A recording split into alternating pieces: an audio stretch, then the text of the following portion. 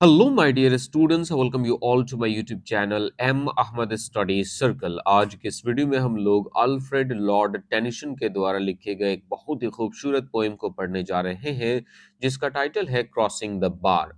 इससे पहले कि हम लोग इस पोएम को पढ़ें और इसके line by line word to word Hindi meanings को समझने की कोशिश करें, मैं सबसे पहले आपको इस पोएम के टाइटल का मतलब समझाना चाहूंगा। यहाँ पर क्रॉसिंग का मतलब होता है पार करना, एक छोर से दूसरे छोर तक जाना। और बार को यहाँ पर सैंड बार से कंपेयर किया गया है। आपने देखा होगा समुद्र में बालू की एक हल्की चौड़ी सी लंबी सी पट्टी बनी हुई होती है, और उस पट्टी के एक तरफ रिवर है जो कि लाइफ को रिप्रेजेंट कर रहा है, जिंदगी को रिप्रेजेंट कर रहा है। और उस सैंड बार के दूसरे तरफ समुद्र है जो कि डेथ, मृत्यु को रिप्रेजेंट कर रहा है। और हमारे पोइट अल्फ्रेड लॉर्ड टेनिसन इसी सैंड बार को क्रॉस करना चाहते हैं, जिंदगी से मौत की तरफ जाना चाहते हैं।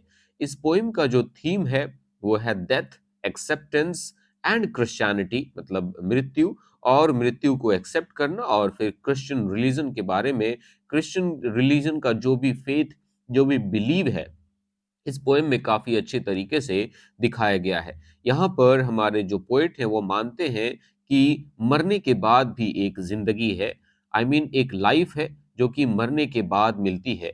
और जब वो मरेंगे और मरकर वो अपने पायलट, अपने ईश्वर, अपने दाता, अपने भगवान से मिलना चाहते हैं। तो चलिए हम लोग इस खूबसूरत से पोएम को पढ़ना शुरू करते हैं और इसके line by line, word to word Hindi meanings को समझना शुरू करते हैं। Sunset and evening star. Alfred Lord Tennyson कहते हैं कि सूर्यास्त हो चुका है और उन्हें इवनिंग स्टार, शाम का तारा, स्पष्ट रूप से दिखाई दे रहा है।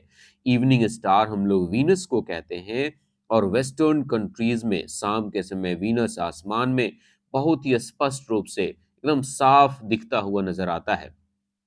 And one clear call for me. और वो कहते हैं कि उनके लिए एक एक कॉल है, एक बुलावा है, और ये बुलावा जो है वो डेथ की तरफ से है, मौत की तरफ से है। और उन्हें एक ऐसी आवाज सुनाई दे रही है जैसे कि मानो वो आवाज उन्हें अपनी तरफ बुला रही हो। और ये आवाज जो है, ये जो कॉल है, वो बहुत ही क्लियर है, स्पष्ट है, और साफ साफ तौर से वो इस आवाज को सुन पा रहे हैं। And may there be no moaning of the bar. वो कहते हैं कि जब वो इस सैंड बार को क्रॉस कर जाएं, मतलब लाइफ से जब डेथ की तरफ चले जाएं, जब वो मर जाएं, तो वो नहीं चाहते कि उनके मरने के बाद कोई रोए, कोई दुख मनाए। When I put out to sea, कि जब मैं समुद्र में चला जाऊं, यहाँ पे सी जो है वो डेथ को रिप्रेजेंट कर रहा है, कि जब मैं मर जाऊं तब मैं चाहता हूं कि मेरे मरने के बाद कोई भी दुखी ना हो, कोई भी उदास ना हो, और कोई भी रोए नहीं। But such a tide as moving seems एज sleep.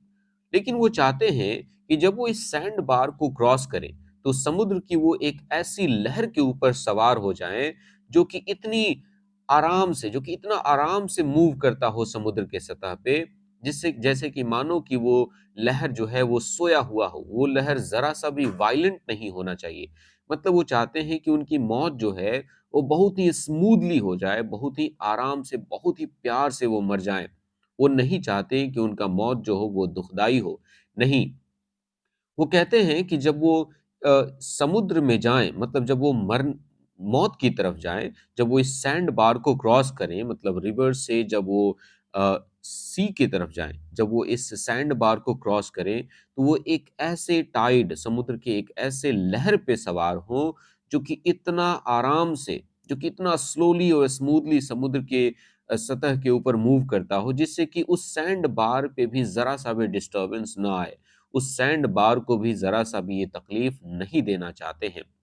To full for sound and foam. वो कहते हैं ये समुद्र की लहर जिसके ऊपर मैं सवार हूं, ये इतना बड़ा होना चाहिए कि इससे जरा सा भी आवाज ना आए और इसमें जरा सा भी झाग पैदा ना हो। When that which drew from out the boundless deep turns again home। अब यहाँ पे हमारे पोएट अल्फ्रेड लॉर्ड टेनिसन एक साइकिल, एक चक्र के बारे में बात कर रहे हैं। जैसे कि आप जानते हैं कि बारिश कैसे होती है, तो जो समुद्र का पानी होता है वो इवेपोरेट होता है, उसके इवेपोरेशन से बादल बनता है। अब बादल जो है जब कंडेंस हो जाता है तो बारिश होती है, और बारिश का पानी फिर नदियों से होकर वापस समुद्र में चला जाता है। तो इस तरह से एक साइकिल, एक चक्र पूरा हो जाता है।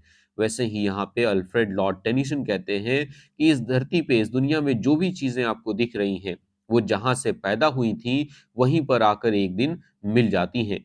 वो कहते हैं कि बाउंडलेस डीप, यहाँ पे बाउंडलेस डीप मौत और मौत के बाद जो स्वर्ग होता है, जो हेवन होता है, उसको बोला गया है कि वो कैसे स्वर्ग से ही आए थे इस दुनिया में और वापस वो मरने के बाद अपने घर स्वर्ग में चला जाना चाहते हैं और इस तरह से एक साइकिल पूरा हो जाएगा। ट्वाइलाइट एंड इवनिंग बेल, इससे पहले हमने फर्स्ट स्टेंजा के फर्स्ट लाइन में देखा था कि उन्होंने कैसे सनसेट के बारे में बात किया था, इवनिंग स्टार के बारे में बात किया था। अब वहीं सनसेट के बाद, सूर्यास्त के बाद जो हल्की सी रोशनी होती है, उसको हम लोग ट्वाइलाइट कहते हैं, जिसको हम लोग गोधूली बेला भी कहते हैं। तो वो कहते हैं कि सूर्यास्त के बाद अब हल्की सी रोशनी है एंड इवनिंग बेल, और चर्च में घंटियां बजने लगी है। क्रिश्चियनिटी में जब शाम होता है तो चर्च में घंटियां बजने लगती हैं, तो उनको चर्च की बजती हुई घंटियां सुनाई देने लगती हैं। And after that the dark, और उसके बाद अंधेरा हो जाता है। यहाँ पे डार्क जो है वो डेथ को रिप्रेजेंट कर रहा है कि ट्वाइलाइट और इवनिंग बेल के बाद उनकी मौत हो जाएगी, वो मर जाएंगे।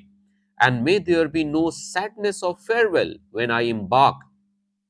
देखो, इम्पार्क का मतलब होता है किसी जहाज पे सवार हो जाना और सवार होकर कहीं यात्रा पे चले जाना। तो जैसे कि वो उस टाइड पे सवार होकर लाइफ से डेथ की तरफ चले जा रहे हैं, जब वो मर जाएंगे, वो कहते हैं and may there be no sadness of farewell. तो लोग मुझे अलविदा कहते हुए, लोग मुझे गुड बाय कहते हुए जरा सा भी दुखी न हो। वो चाहते हैं कि उनके मरने के बाद लोग जरा सा भी दुखी न हो, उनके मरने के बाद लोग रोए नहीं, चिल्लाएं नहीं। For though from out our bourne of time and place, वो कहते हैं क्योंकि जहां मैं जा रहा हूं वहां पर समय की कोई सीमा नहीं है।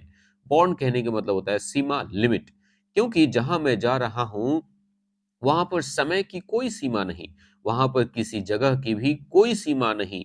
द फ्लड में बियर मी फार, और मैं चाहता हूं कि ये नदी, मतलब लाइफ, इसमें जो बाढ़ आई है, क्योंकि जब अल्फ्रेड लॉर्ड टेनिसन मरने वाले थे तो वो काफी बीमार हो गए थे। मरने से पहले वो, उनको एक बहुत बड़ी बीमारी हो गई थी। उसको वो कहते हैं कि द फ्लड में बियर मी फार, मेरी जिंदगी में, मतलब नदी में जो बाढ़ आई है, वो मुझे काफी दूर अपने साथ बहा कर ले जाए।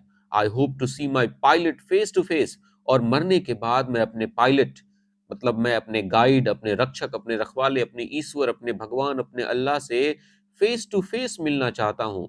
When I have cross the bar, जब मैं इस बार को, जब मैं लाइफ और डेथ के बीच ये दो हिंड्रेंस है, ये जो ऑब्स्टिकल है, मैं आपको बताना चाहूंगा, ये जो सैंड बार है, उसको हमारे ऑथर अल्फ्रेड लॉर्ड टेनिसन एक बाधा मानते हैं। मतलब भगवान से, अल्लाह से, ईश्वर से मिलने के बीच जो बाधा है वो है मौत।